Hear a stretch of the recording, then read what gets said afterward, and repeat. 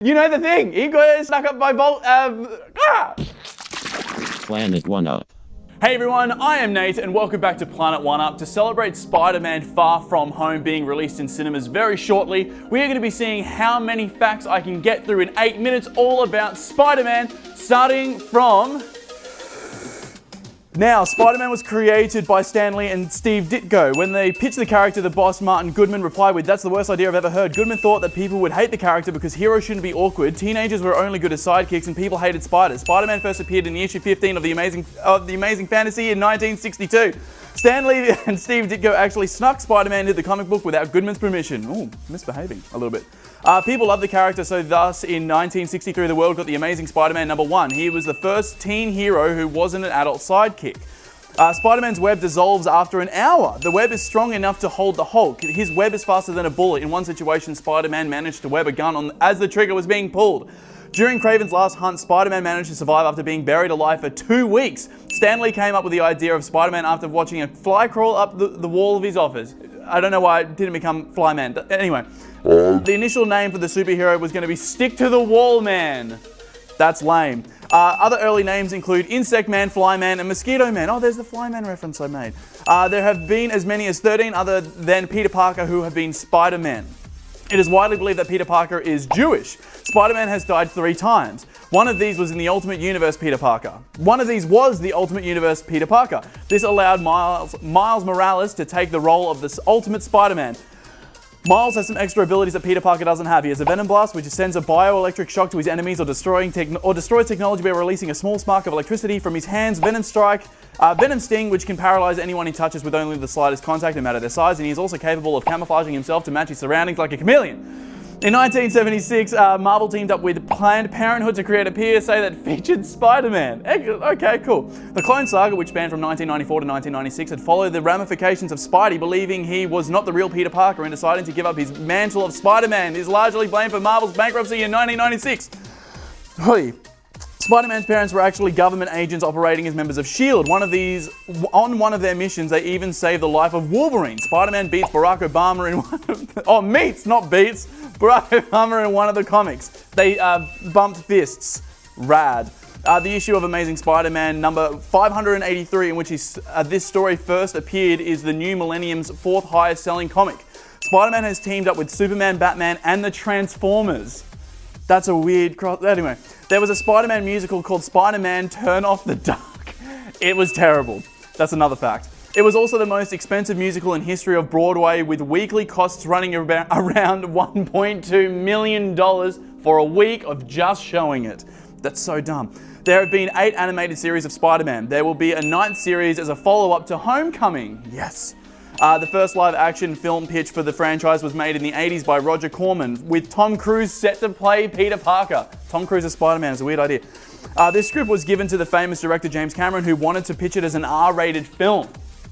I don't know if I can see it. Anyway, this version was set to star Arnold Schwarzenegger as Professor Octopus. That's sick. The film never came to be. Not as good. A few aspects of Cameron's script did, however, make it into Sam Raimi's films, such as the organic webbing, which is weird, should never have happened. Burn it with fire. In the original comics, Peter Parker makes his own webs, which Stan Lee thought was a good way to show off his intelligence. Chandler Riggs, who plays Carl in The Walking Dead, was in the running to play Spider-Man before Tom Holland was cast. No, Tom Holland's the best Spider-Man. At Nate Bramley.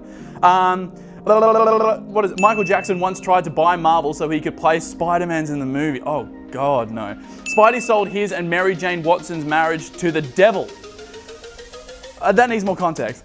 Spider-Man has a hyphen to keep the name from being mixed up with Superman. Peter Parker's parents were killed in a plane crash. The first villain in Spider-Man was the Chameleon. The original love interest of Spider-Man was Betty Brant, the secretary of the Daily Planet. Peter didn't meet Mary Jane or Gwen Stacy in the original comics until he went to college. In 2014, Spider-Man was named Marvel Comics' greatest Marvel character of all time.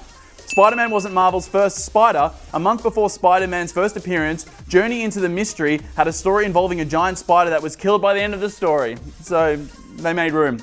Fan favorite villain Venom was originally a fan creation that was bought by Marvel for $220. No million or anything, just $220. Spider-Man's web shooters have 3 settings to them. A string of web that allows him to swing, a web, and a thick liquid. Hurt your boy. Spider-Man's weakness is the pesticide ethyl chloride. What? Okay, Peter Parker has an IQ of 250. In the storyline, Superior Spider-Man Doc Ock took over Peter's body and attempted to become a better Spider-Man than Peter Parker. During an event where the Human Torch died, Spider-Man became part of the Fantastic Four. At the time, they were called the Future Foundation. Nah, that doesn't sound right. During the events of Marvel Civil War, Tony Stark invented a high-tech spider suit dubbed the Spider Armor as a gift to Peter when he joined the Pro-Registration Act. However, Peter quickly abandoned the suit when he left Tony to join Captain America. Ooh, awkward. Spider-Man, the animated series, which aired in 1994, received heavy censorship from Fox, allowing only 3 punches to be thrown in the entire season.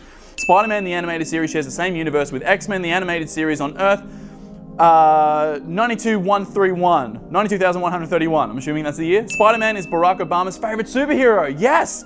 The high school library used for one of the Amazing Spider-Man's battle scenes used a separate stage and was made of almost 3,000 feet of fake styrofoam books with real covers. Oh, can you imagine being the... No, don't worry. There was a cool crossover between Tony Hawk and Spider-Man. In the PlayStation 2 game of Spider-Man, a billboard depicts Tony Hawk Pro Skater 2, and the player will hear Spider-Man say, "Tony Hawk, hey, I skated with that guy," when they approach it. If a gamer completed 100% of Tony Hawk Pro Skater 2, the player is gifted with Spider-Man as a playable character. That's cool, I didn't know that. Spider-Man has had numerous real jobs, including a high school science teacher, go science teachers, a scientist, and a business owner. That needs more context as well. At one point, Spider-Man actually had 6 arms and even became a giant spider. Spider-Man's nicknames are Spidey and Webhead. Harry Osborn is Peter's best friend, but also the son of arch-enemy, the Green Goblin. Spidey and Wolverine have somewhat of a unique bond in the comics. In the comics during the Civil War arc, Spider-Man reveals his identity as Peter Parker at a press conference in front of the whole world. During the press conference, his boss JJJ was so shocked at the revelation he fell off his chair and passed out. There was a 1970s Japanese take on Spider-Man that is set in a totally different universe. It's really cool. I highly recommend you watch it. Peter Parker was originally depicted as bright, imaginative, but nonetheless an alienated adolescent. While he was matured and shown more confident over the years, Spidey is still seen as rather lesser human.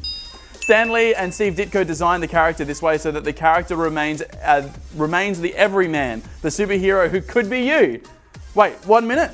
From 1962 to 1988, Spider-Man wore a black costume in the comics. Thanks to his spider sense, it's practically impossible to sneak up on Spider-Man to ambush him. I reckon that's false. He's definitely in the thing. You know the thing. He got snuck up by Vulture. There we go. Spider-Man's spider sense is a tingling sensation which originates in the back of his skull, warning him of danger. In Spider-Man Homecoming, this is a weird one. You know the bit where his arm hair stands up on end where in one of the Avengers movies, they got one of the assistants to blow in his ear to make his hairs on his arm stick up. That's really weird. He also has developed special spider traces that are attuned to his spider senses and can help him pinpoint foes who are far away. I went a little bit over. I went a little bit over with that last one. Holy mackerel. I'm about to pass out. That was great. That is it for this video. Did you know all of those facts? Let us know in the comment section down below. If you enjoyed it, please make sure you like as well as subscribe and hit that bell icon just down here so you're notified when we upload more content. I'm Nate, this is Planet One Up, and we'll see you all next time. Bye. If you enjoyed that video, make sure you check out this one. And if you enjoy the channel, subscribe.